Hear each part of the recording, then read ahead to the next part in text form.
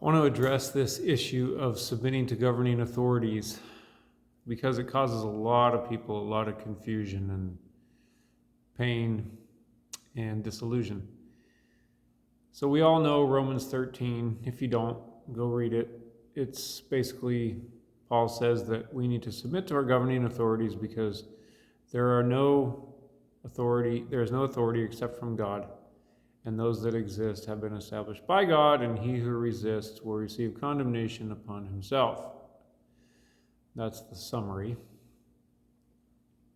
Then he goes on to say that authorities are ministers of God, punishing evildoers and rewarding those who do good. And if you don't want to have fear of authority, then do what is good, for they are ministers of God, sent for this very purpose. The confusion is that people assume that every single person in a position of government, position of authority in the government, is established by God. Even those who do terrible, horrible things. For example, Nero. Nero was a Caesar, and he was a governing authority way back in the early Christian church. This guy was so bad that he would literally take Christians and put them on stakes and light them on fire to light up his garden.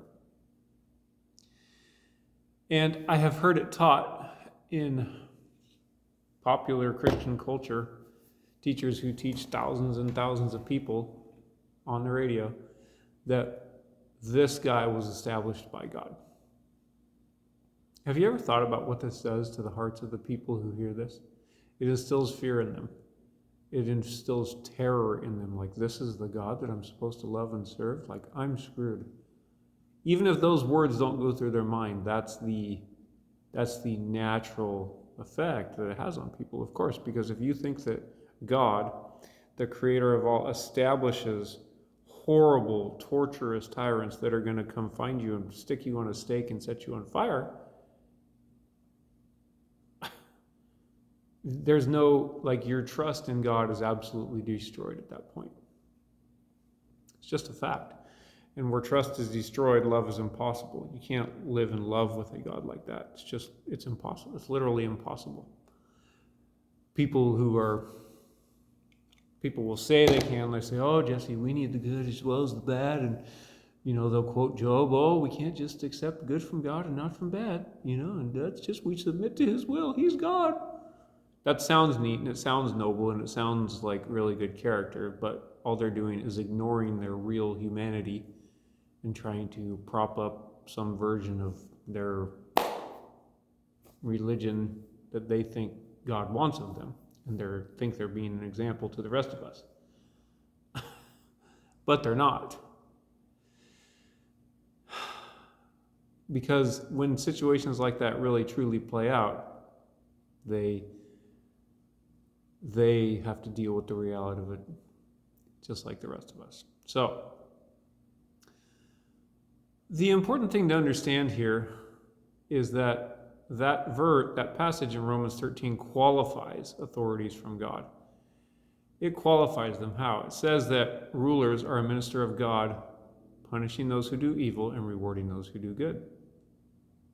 That's the qualifier. That's what people miss when they quote this and they say, oh, we all have to submit to our governing authorities, no matter what sort of evil tyrants they are. They don't realize that the qualifier is these people reward good and they punish evildoers. So, when the authorities themselves don't even qualify because they're doing the precise opposite, they are no longer God's authorities. Okay? If we look at Jesus, he didn't even submit to his governing authorities all the time. He just didn't. The Pharisees and the Sadducees were the spiritual authorities of his day for his nation of Israel. Okay? Did he always submit to them? Not at all. He argued with them vehemently, vigorously. He told them exactly what he thought they were, whitewashed tombs and snakes and not very nice things. That's not submitting to your authorities. That's calling a spade a spade. Why? Because they were tyrants. He said, you guys load up heavy burdens on men's backs and you're unwilling to lift a finger yourselves. Right? He said, you guys travel around on land and sea, and when you make one disciple, you make him more of a son of hell than yourselves. He didn't submit to them and go, oh, yes, sir, absolutely. You're the governing authority. You're my spiritual authority. I submit to you. Yes, sir. No, he didn't do that. Neither did Daniel. Neither did his friends, Shadrach, Meshach, and Abednego, which is actually not their Hebrew names. That was their Persian names. I think their Hebrew names were Hazael. It doesn't matter. Anyways, they didn't submit to their governing authorities because their governing authority was what? Was rewarding evil and punishing good. The women in Exodus 2, they didn't submit to Pharaoh when he told them to kill all the Hebrew boys and throw them in the river. They lied straight to his face. What happened to those women? God rewarded them with homes and families.